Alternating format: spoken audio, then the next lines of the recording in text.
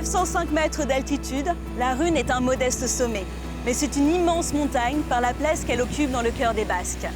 La Rune domine depuis la nuit des temps les paysages et les hommes qui vivent à ses côtés. Il y a presque 100 ans, un train devenu mythique a été construit pour la gravir. Nous aurons la chance d'aller dans les coulisses de ce fabuleux patrimoine ferroviaire. Puis nous partirons en randonnée à la découverte des secrets de cette montagne qui pour certains est un véritable totem. Ces sommets abritent une vie sauvage que les hommes mettent parfois à mal. Nous verrons comment l'association Egalaldia vient au secours de ces animaux blessés. Enfin, nous irons à la rencontre d'un producteur d'un produit identitaire de la région, le piment d'Espelette. Je vous propose aujourd'hui d'explorer ensemble un territoire à la forte personnalité. Cap sur le Pays Basque, les amoureux de la Rune.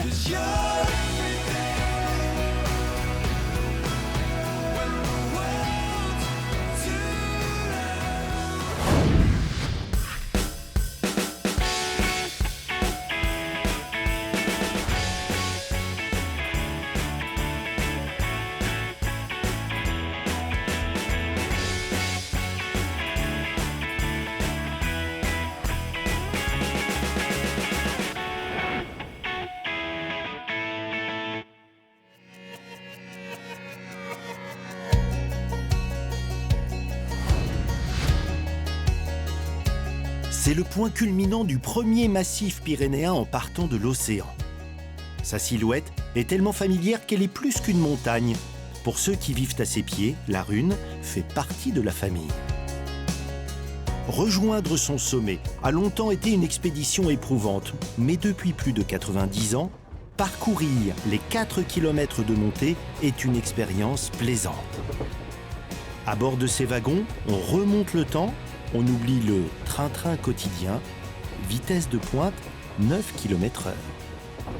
La Rune, elle a été de tout temps connue par les locaux qui prenaient les sentiers pour les pâturages, pour les animaux. Et en 1859, on a eu l'impératrice Eugénie de Montijo, donc c'est la femme de Napoléon III, qui a fait la folle aventure de monter à dos de mulet jusqu'au sommet de la Rune. Depuis cette époque-là, les touristes venaient emprunter les sentiers pour monter jusqu'au sommet, ce qui n'est pas forcément très facile. et donc voilà, c'est de là qu'est née l'idée de construire un train à crémaillère pour monter jusqu'au sommet de la Rune. Alors qui a eu l'idée, vraiment concrètement, de construire ce train? C'est 3 entrepreneurs locaux. On dit que c'était des visionnaires, parce qu'à l'époque, on ne pouvait pas non plus savoir que ça aurait eu un tel succès. Ils ont eu cette idée-là en 1909. Donc on a inauguré le premier trajet en 1924.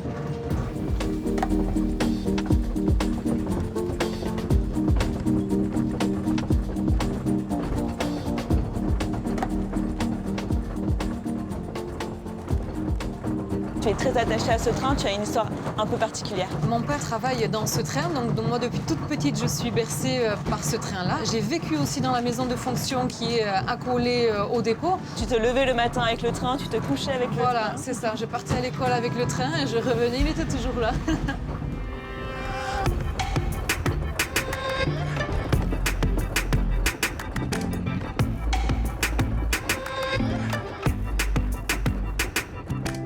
Les motrices et les wagons utilisés aujourd'hui sont identiques à ceux mis en service il y a presque 100 ans. Dans les coulisses, Chabier et son équipe prennent le plus grand soin de ce patrimoine ferroviaire. Il faut de la passion et du savoir-faire pour faire tourner des mécaniques d'un autre âge. Salut Chabi. Salut Raphaël. J'ai vu la date de 1924 sur le hangar. Est-ce que ça veut dire que le dépôt est aussi d'origine? Le dépôt est aussi d'origine. Et tu as de la chance parce que personne n'a le droit de rentrer ici. Le public ne vient pas, les touristes, personne ne vient là. Allez, viens ici. On va descendre Dans les entrailles. dans les entrailles du train. Allez, on peut baisser la tête. Ouais, on va baisser la tête parce que c'est un peu dangereux. Tiens, je te conseille de mettre un casque parce que il y a beaucoup de monde dessus là. Ok, ouais, il y a de l'huile, c'est un peu risqué pour mes cheveux, c'est ça? C'est ça. Il y a de l'huile, il y a des goupilles, c'est assez dangereux. Alors, justement, qu'est-ce qu'on a au-dessus de la tête, Chabi, là? Alors en fait, ça, c'est le système à crémaillère. C'est le système de roue dentée qui s'imbrique dans un rail dentelé, comme ça. Et c'est grâce à ça qu'on peut gravir nos pentes de 24%. Regarde, ça monte comme ça. Ah oui, ok, je comprends. Et sans ça, on ne pourrait pas gravir la montagne. Sans ça, on ne pourrait pas monter. Donc c'est un peu une prouesse technique quand même. C'est ça, une prouesse technique qui a 96 ans.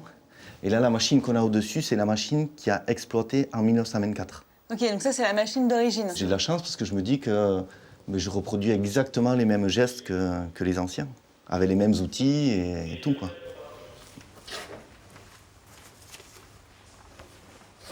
Chabi, qu'est-ce que c'est que ce plan? Mais là, je t'ai mis à disposition les plans d'origine du 22 janvier 1914. Donc, Ils ont plus de 100 ans. C'est ça. C'est les plans faits à la main. Donc ici, c'est les plans des menuiseries des sièges doubles des voitures. Dès qu'on a des pièces défectueuses dans les voitures, à partir de ces plans-là, on va voir les menuisiers, on leur dit, eh bien voilà, moi je veux telle pièce avec telle cote, et ils sont capables de nous faire les pièces à l'identique. Et comment on fait pour apprendre les gestes alors? Eh bien, nous ici, on a un dicton, c'est ikushi, taikashi, c'est-à-dire regarde et apprends.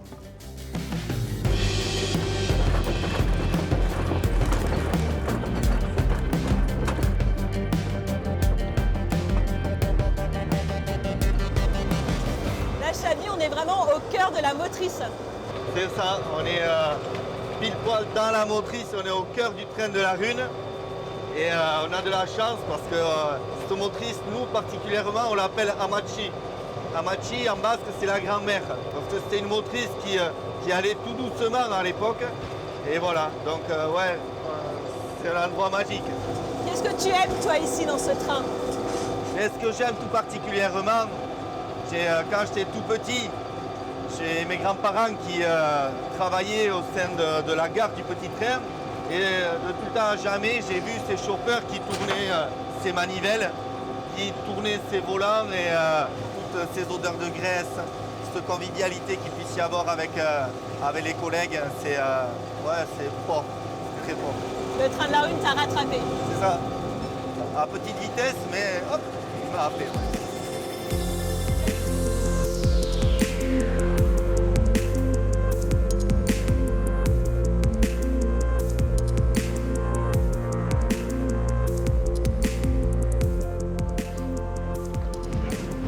Jean-Michel, quel magnifique lieu de rendez-vous. Explique-moi ce qu'on voit ici sur ce panorama. On est à la frontière et donc en face, tu vois un quartier de Saint-Sébastien, tu vois les Bentalibardines et de l'autre côté de la Villa Soa, tu as Fontarabie. Et tu as toute la côte basque française, tu as Hendaye, Cibourg, une vue extraordinaire.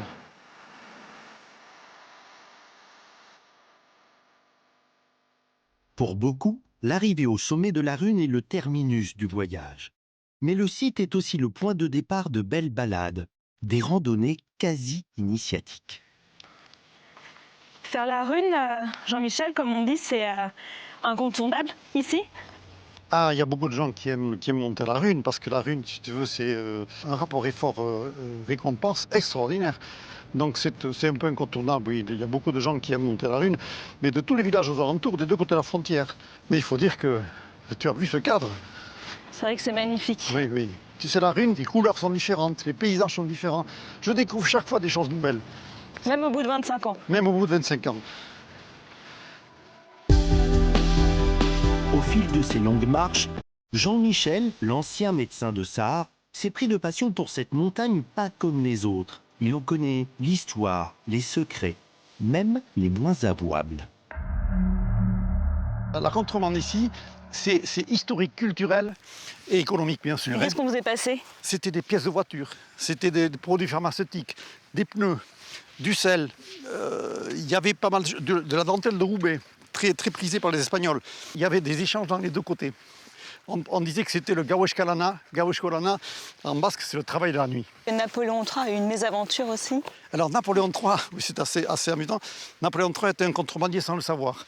Lorsqu'il est venu sur la Rhune, ils sont venus avec des chars à bancs, tu sais, avec des magnifiques chevaux. Et lorsqu'ils sont repartis de la Rhune, les chevaux avaient bien changé. C'était des canassons, et des canassons terribles, parce que si tu veux, entre-temps, les beaux chevaux étaient partis en Espagne. Donc les contrebandiers avaient fait un échange de chevaux. Ils ont été malins. Tu vois, et ils s'en sont absolument pas rendus compte, tu vois. Même Napoléon s'est fait prendre. Même Napoléon s'est fait prendre, oui.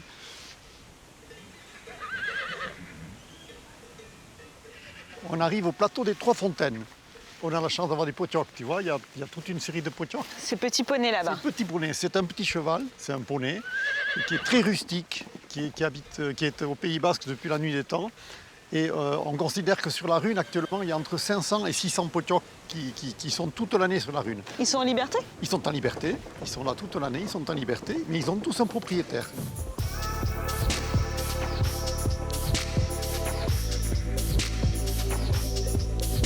Si la Rune est unique, c'est parce qu'il est rare de trouver un endroit qui concentre autant de richesses, autant d'histoires. Exemple avec cet étonnant témoignage des guerres de l'époque napoléonienne. Nous sommes dans une redoute. C'est quoi une redoute? Alors, une redoute, c'est une fortification. Celle-ci s'appelle Coralandia, elle est en forme d'étoile à 6 branches. Alors pourquoi une étoile? Et une étoile pour la défense, parce que si tu veux, il y a eu des gros combats ici, et ça permet de mieux défendre le protéger, le de lieu. se mettre dans les coins. C'est ça. Sur le sommet de la Rune, 20 000 Anglais sont venus chasser les Français. 2 jours de combat, 3 000 morts. Et ici, également sur Coralandia, toute une matinée de combat, 500 morts et 50 officiers décédés. Donc on ne s'imagine pas. Ah non, on a vraiment du mal à imaginer qu'il y a des hommes qui se sont battus ici. Mais Voilà.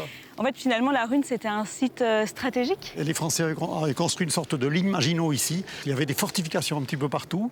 Et c'est pas rare de trouver ce genre de choses, tu vois. Qu'est-ce que c'est? Ce sont des balles de mousquet. Alors, assez lourd. Ah, c'est du plomb. Et ça, on en trouve partout? On en trouve fréquemment sur la Rune, tu vois. Ce sont les témoins. Des témoins des combats napoléoniens.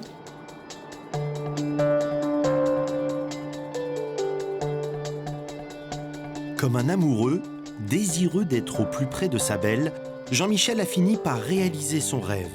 Avoir un refuge dans un coin secret pour venir la voir encore plus souvent. Donc tu vois, Raphaël, ça fait 20 minutes qu'on marche. La pente était un petit peu raide, c'était difficile. Il y a une récompense Mais au bout, voilà je la vois.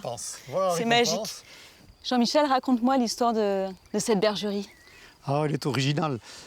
Figure-toi qu'un jour, j'étais chez un agriculteur et cet agriculteur, je lui demande s'il connaissait des bergeries à vendre, même en ruine. C'est très difficile à trouver, mais par contre, il me dit j'ai des terrains sur la Rune, mais j'ai pas d'argent. Ah, je lui dis écoute, moi j'ai pas de terrain sur la Rune, mais j'ai un peu d'argent.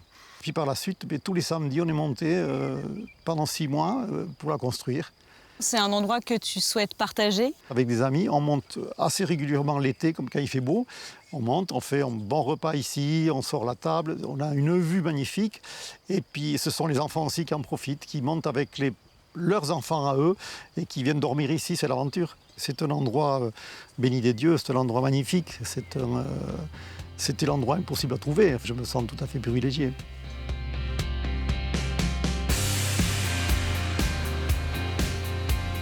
Au Pays Basque, la nature est omniprésente. Vivre en harmonie avec elle est nécessaire. Mais parfois, la cohabitation entre les hommes et les animaux n'est pas chose aisée. Nous voici à Egalaldia, le seul centre de sauvegarde de la faune sauvage des Pyrénées-Atlantiques. Depuis 20 ans, cette association recueille les animaux blessés. Aujourd'hui, sur la table de soins, une chouette hulotte en état de choc.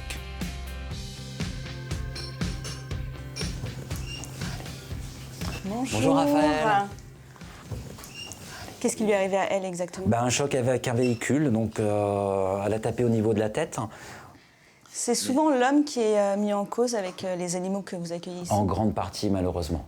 On le voit, moi ça fait 20 ans que je fais ce métier-là, de décennie en décennie, je vois l'impact de nos activités sur l'environnement. Alors il y a l'impact visuel, choc véhicule, pollution par hydrocarbures, fil de pêche, on voit de tout, mais aussi les contaminations par métaux lourds, pesticides. Alors, t'as sûrement jamais fait de soins? Non, jamais, mais je veux bien t'aider. T'as pas peur de... Tu me laisses ta place, Flavie? Alors, Flavie va t'expliquer, parce que moi, ce qu'il va falloir que je fasse... Tiens, fermement. Fermement, parce Ok. que ça, si ça te rentre dans les doigts, c'est pas forcément Je vais avoir un douloureux, peu mal. mais tu vas quand même Un le petit sentir peu, je vais passer. le sentir. Et moi, il va falloir qu'après, tu me la tournes un petit peu, parce que je vais piquer ici, Merci. au niveau de la jonction des pattes. D'accord. Parce que tous les animaux qui sont choqués par des véhicules, les premiers jours, ils ne mangent pas par eux-mêmes. Donc on est obligé de les gaver, mais aussi pour remettre le métabolisme en route, 2 voire 3 fois par jour, elles ont des hydratations sous-cutanées. Donc c'est du glucose, différents produits, pour réhydrater l'animal et remettre un maximum de fonctions en place. Parce que là, il faut que je passe juste sous la peau et que je ne rentre pas dans le muscle. C'est très très minutieux. Et là, vous allez la garder combien de temps, cette chouette Hulotte? Là, au moins en soins intensifs, j'ai entre 10 et 15 jours. Nous, le but, c'est quand même de soigner des animaux pour les remettre dans la nature, mais pour qu'ils aient de nouveau leur rôle, qu'ils se reproduisent et tout ça.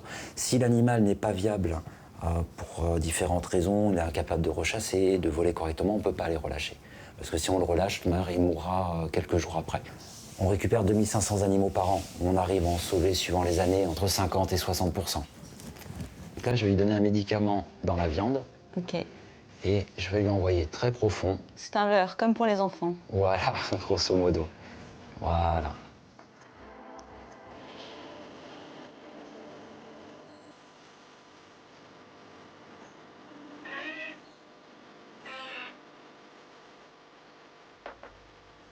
Après les soins commence la longue phase de rééducation. Dans ces volières, les oiseaux réapprennent à voler sans se mettre en danger. Parmi les pensionnaires en convalescence, de nombreux rapaces comme un tout jeune vautour que Stéphane vient examiner. Donc c'est impressionnant, mais c'est des gros bébés. Il faut les prendre comme des gros bébés et tu verras, ça va passer tout seul. Voilà, là ça bouge un peu, ce qui est normal. Et on y va. Tiens, je vais te pousser celui-là là-bas. Allez, bonhomme.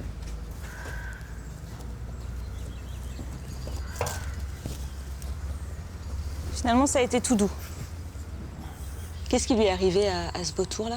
C'est un bébé, donc lors du premier atterrissage, au début, ils ne savent pas maîtriser les atterrissages, les écollages. Donc il y a toute une phase d'apprentissage au niveau du vol. L'apprentissage est difficile pour les vautours, pour voler? C'est-à-dire que quand ils sortent du nid, ils font plus de 2,50 m d'envergure à 7 kg, donc ils sont un peu pâteaux au début. Ouais, ils sont un peu pâteaux ce qui fait leur charme. Donc il y a pas mal de loupés. C'est ça, pas mal de loupés en ce moment, ouais. Souvent, les vautours ont plutôt mauvaise réputation, pourtant ils ont un rôle écologique très important. C'est des rapaces nécrophages, donc ils mangent des animaux morts. Donc il y a beaucoup de choses qui vont être dites sur les vautours, ils attaquent des animaux vivants, des choses comme ça. Voilà, je le dis clairement. Le vautour est incapable de transporter quoi que ce soit dans ses pattes. Et s'il le faisait, je ne mettrais pas même mon bras dedans. Il a un rôle de nettoyeur de la montagne. Il peut manger n'importe quel animal qui est mort de n'importe quelle maladie. Une fois que ça ressort, il n'y a plus rien, il n'y a plus de bactéries, il n'y a plus rien, c'est un nettoyeur. Et aussi, pour moi, la priorité, ces espèces sont protégées, les populations se portent bien. Maintenant, c'est aussi de favoriser le pastoralisme et de garder nos éleveurs dans la montagne. Si on perd l'élevage et le pastoralisme, on perd ces espèces. Finalement, on fait tous partie d'un écosystème. On fait partie d'un ensemble. S'il n'y avait plus d'élevage, il faudrait qu'on monte des centaines de tonnes de nourriture par an à la montagne pour pouvoir les sauver, ce qui serait complètement ridicule.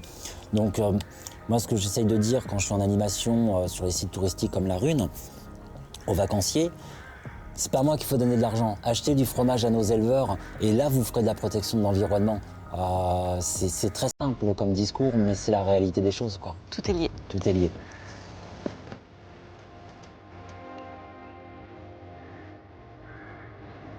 Relâcher un oiseau, sauvé d'une mort certaine, est toujours un moment intense.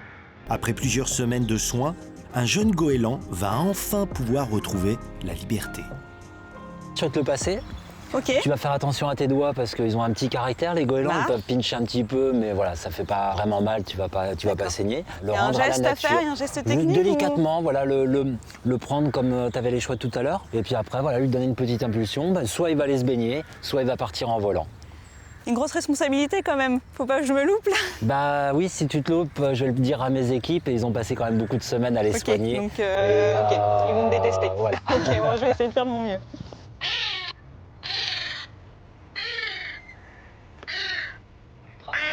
Il n'est pas content. Allez, Et je vais lâcher, puis tu donnes une petite impulsion, puis Allez. il repart à la nature. c'est Et le tu grand vas connaître moment. ce qu'on connaît presque tous les jours. À toi Ok, de je jouer. sens battre son cœur. Allez, on y va. Et hop là. Voilà.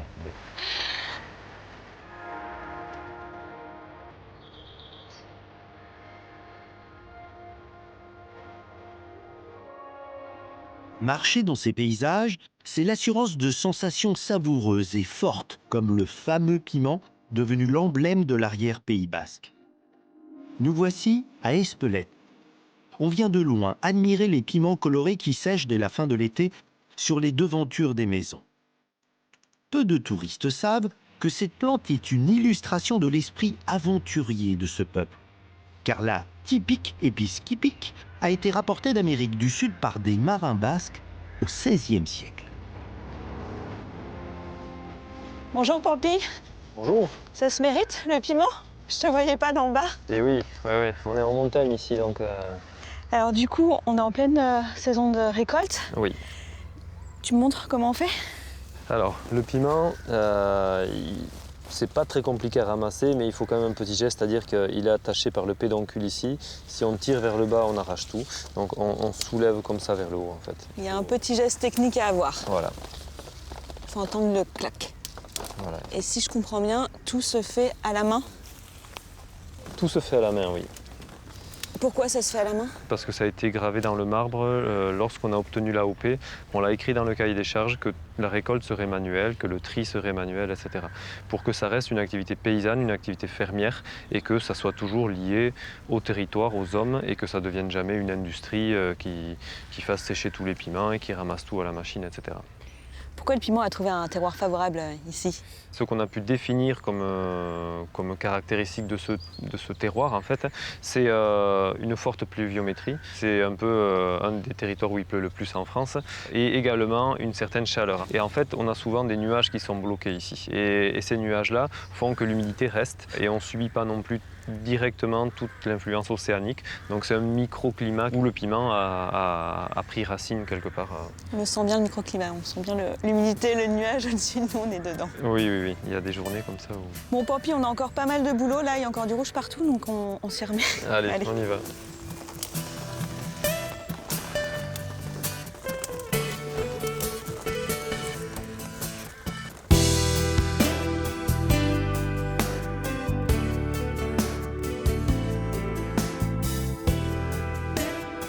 Alors comment tu choisis tes piments pour la corde? Il y a des conditions précises? Alors il faut qu'il soit relativement droit et il faut qu'il fasse au moins 7 cm et qu'il n'y ait aucune nécrose, qu'il n'y ait pas de taches, etc. Voilà, il faut vraiment, là c'est esthétique essentiellement, que ça fasse des cordes belles à montrer. Pas mal de producteurs ont fait le choix d'arrêter, d'abandonner, de tout mettre à sécher pour la poudre. Ça va plus vite, on se spécialise un petit peu. Mais en même temps, la corde de piment sur les façades, c'est ce qui a fait un peu l'image de la filière. Et nous, on trouve très dommage de ne pas continuer à le faire. Donc on fait ce petit effort, en particulier chez nous, de continuer à vraiment mettre en corde tout ce qu'on peut mettre en corde.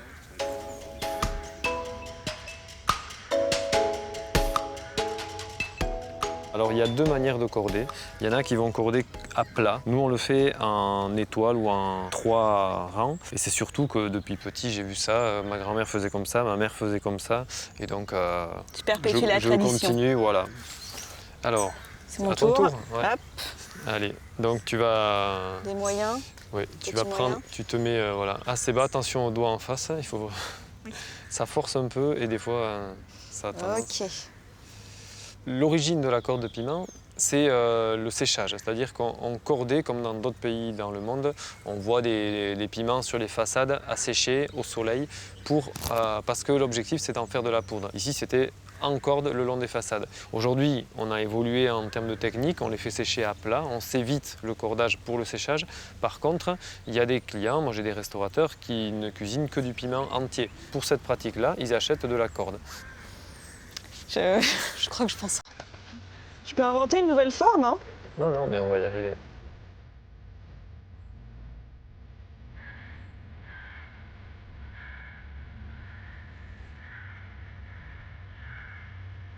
Tu avais une idée très précise de ce que tu voulais faire en tant que paysan ici? C'est une idée qui évolue tout le temps.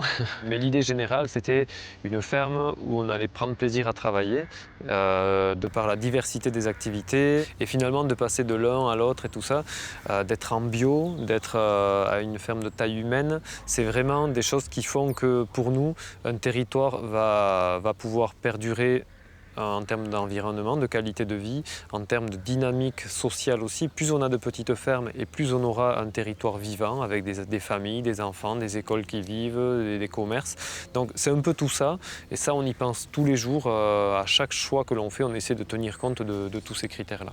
Est-ce que tu te verrais vivre et travailler ailleurs qu'ici, au Pays Basque? Quand on est né quelque part, quand on a connu la tombée de la nuit, le réveil, les montagnes, ce cadre-là, la pente, moi j'ai souvent dit que sur du plat je m'ennuierais. C'est dur de s'imaginer ailleurs.